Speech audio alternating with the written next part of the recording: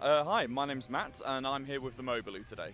Okay, so what exactly is a Mobiloo? The Mobiloo is a mobile hoist, changing table and toilet for people who, with additional need, who basically need us. And we are mobile, we go to festivals, or well, not just festivals, all kinds of events, anywhere that you need a toilet really, or a changing places facility. And the difference with us is that we're really mobile. We've managed to fit everything in the back of a van, and yeah, so it can go anywhere and enable as many people as possible to get included and have a big impact.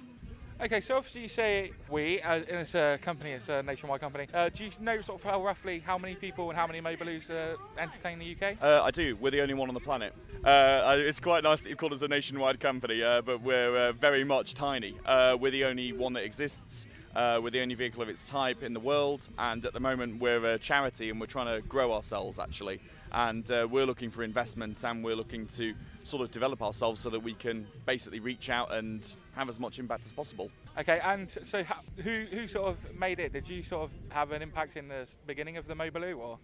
No, actually, I've joined the company about 2 months ago. It was originally run by a charity called Active Impact, which gets kids with disabilities into activities, sort of, you know, no limits, like cerebral palsy, let's go rock climbing, you've got MS, let's go quad biking.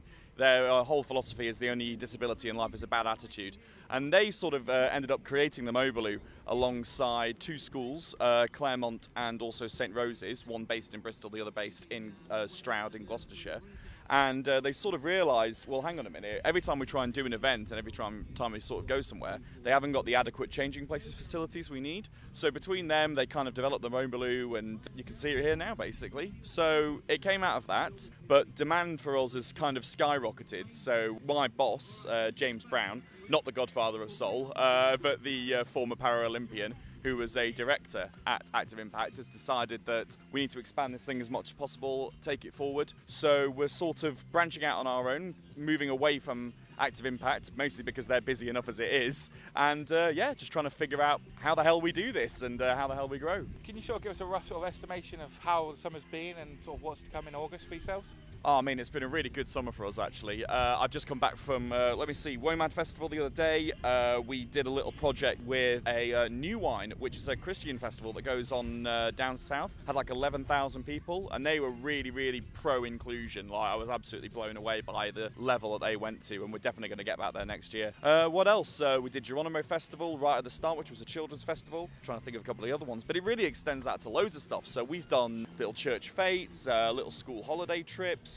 We got involved with a cerebral palsy group that provides access to sports, and they had a little summer camp thing that we managed to attend. And yeah, today we've come down to a New World Festival, which is a really great thing for us because it's like I've never been to such an inclusive orientated festival before. So it's really important for us to be here and, you know, do what we do. Now, a bit about yourself. So obviously it's a mobile thing and you sort of travel from place to place, but where do you call home? Where's your origin? Well, I actually used to live in Sheffield, but I've kind of come down to Gloucestershire to work for the company where it's based, just outside of Stroud. So where can we find out more information about the Mobiloo, and potentially if we're looking to hire your services, where can we find any information about yourselves? Best place to find out about us is our website, just Mobiloo. If you Google it, we're the top results because we're the only ones, although there was actually a company called Mobiloo in Ghana that developed mobile toilets, but they were completely unrelated to us. But yeah, the website's the best place to find us. It's got info on where we came from, how we developed, what we're kind of trying to do, and all the events that we plan to be for the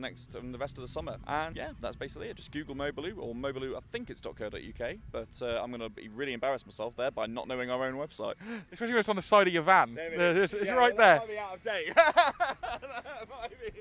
But yeah, mobiloo.org.uk. Okay, so we're going to get Ashley to sort of have a look around in just a moment. Okay. So obviously, how, sort of, as yourself and sort of a guidance, sort of how easy is it to use the facilities there? Well, what we wanted to do was we kind of based everything we've done around. Do you know about the Changing Places campaign? Yeah, that's done by MENCAB and sponsored by Avesco, which is Asta Bannerman and I think OP Med. And they're doing great work at the moment, putting more Changing Places facilities around the UK in fixed locations. So basically a Changing Places facility is something that has a hoist, and an electric hoist, an adjustable height table, an adjustable height sink, space, and also an accessible toilet in it as well. So basically what we've tried to do is we've taken that as a sort of, right, this is the level we want to try and achieve. This, got to get to that at least and then try and surpass it, ideally. And that really just comes down to pinpointing design. But basically, what we've got in the back of this vehicle is a changing places. So it's got your standard table, your standard hoist, a standard accessible toilet. On the back, we fitted a tail lift, so you know none of these pesky ramps that you have to really worry about, and every time you get to it, it's basically in you go, no problems. Try and make it as easy and usable as possible. But the whole idea is that what you'll find in the back of there is what you'd ideally find either in your own home, at your school, or even in a changing places outside in the general public. So yeah, that's what we try and do, and make it as friendly and as usable as possible. At the moment, what you can actually see here is technically still the prototype. This one was developed about 18 months ago, sort of came out of a lot of different people really working together and really trying hard to make it happen. So a lot of the equipment and stuff was donated, and the entire process was entirely experimental. Like I said, it's the only one on the planet.